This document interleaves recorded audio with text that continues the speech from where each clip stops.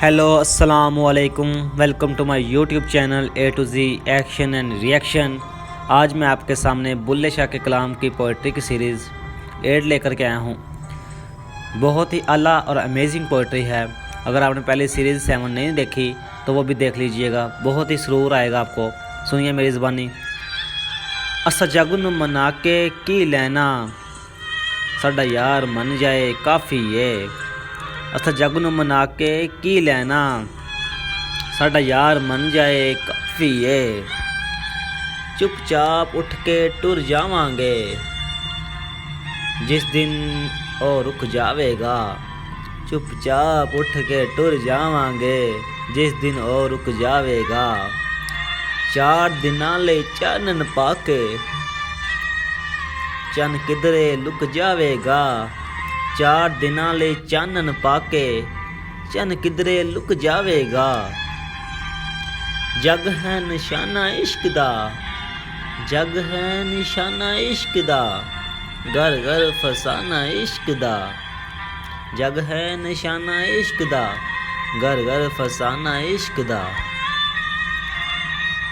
मंजिल है गहरी इश्क दी, मंजिल है गहरी इश्क दी, वखरी कचहरी इश्क दी। मंजिल है गहरी इश्क दी, घर घर कचहरी इश्क दी।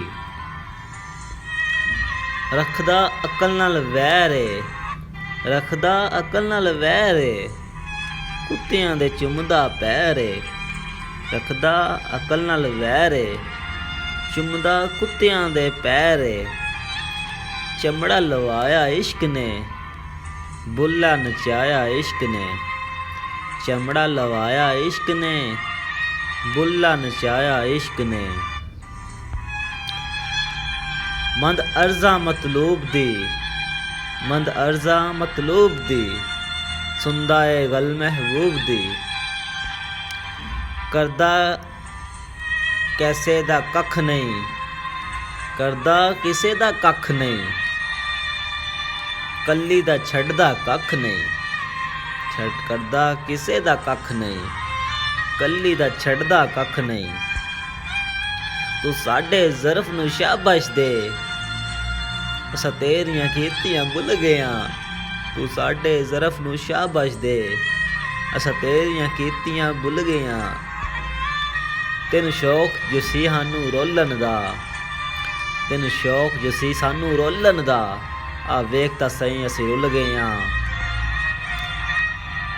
सारी दुनिया दुश्मन होई ते, अपनी एक तेरी जात वे रब्बा। सारी दुनिया दुश्मन होई ते, अपनी एक तेरी जात वे रब्बा। लोकी सारे ताने मारन, लोकी सारे ताने मारन, ते बख्शन वाली एक तेरी जात वे रब्बा। लोकी सारे ताने मारन, ते बख्शन वाली एक तेरी जात वे रब्बा। Please like share and subscribe my channel. अगर आप मेरे चैनल पर नए हैं तो प्लीज़ इस चैनल को लाइक शेयर एंड सब्सक्राइब करना मत भूलिएगा और घंटी के आइकन पर प्रेस ज़रूर कर दीजिएगा, क्योंकि अगर मैं कोई भी वीडियो अपलोड करूँगा पोइट्री के रिलेटेड तो उसका नोटिफिकेशन आपको ज़रूर मिल जाया करेगा।